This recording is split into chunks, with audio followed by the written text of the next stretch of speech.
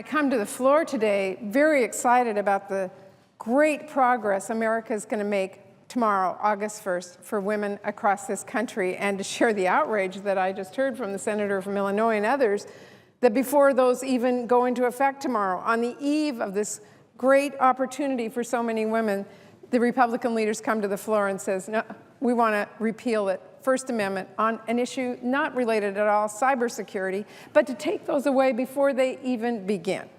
Because, Mr. President, it is an exciting moment for women in this country, because 2 years ago, health insurance companies could deny women care due to so-called pre-existing conditions like pregnancy or being a victim of domestic violence. Denied.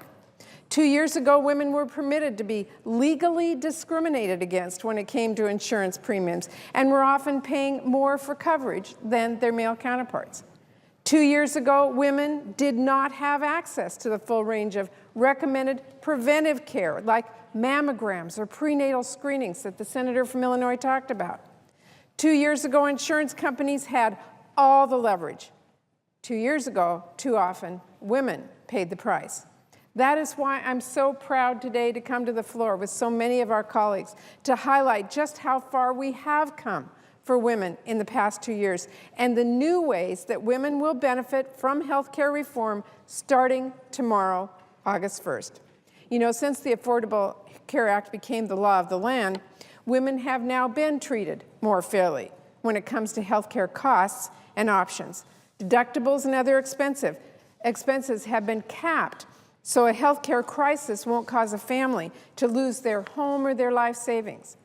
Women can use the health care exchanges to pick quality plans that work for themselves and their families. And if they change jobs or have to move, which so many people have to do today, they can keep their coverage. And now, starting tomorrow, August 1st, additional types of maternity care are going to be covered. Women will be armed with the proper tools and resources in order to take the right steps to have a healthy pregnancy. Starting tomorrow, women will have access to domestic partner violence screening and counseling, as well as screening for sexually transmitted infections. And starting tomorrow, women will finally have access to affordable birth control, so we can lower rates in maternal and infant mortality and reduce the risk of ovarian cancer and improve overall health outcomes and encourage far fewer unintended pregnancies and abortions. That is a goal that we all share. Mr. President, I also want to note the affordable contraceptive policy we put in place preserves the rights of all Americans, while also protecting the rights of millions of Americans who do use contraceptives, who believe that family planning is the right choice for them, and who don't deserve to have politics or ideology prevent them from getting the coverage that they deserve and want. Mr. President, starting tomorrow, women are now fully in charge of their health care, not an insurance company. That's why I feel so strongly that we cannot go back to the way things were.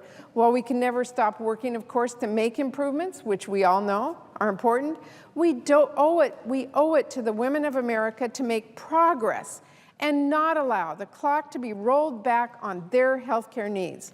You know, Mr. President, despite the recent Supreme Court decision upholding this law, I know some of our Republican colleagues are furiously working to undo all the gains that we have made in health care reform for women and families. We heard the minority leader this morning come to the floor and wants to offer an amendment on the next bill that's now coming up on cybersecurity to repeal all of these important protections for women that women are taking advantage of today, and certainly something we all should want for our families and our daughters and for the women in this country.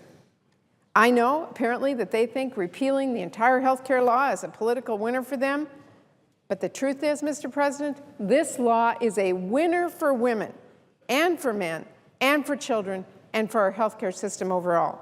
So I'm proud to be out here with my colleagues today who are committed to making sure the benefits of this law do not get taken away from the women of America, because politics and ideology should not matter when it comes to making sure women across America get the care they need at a cost that they can afford.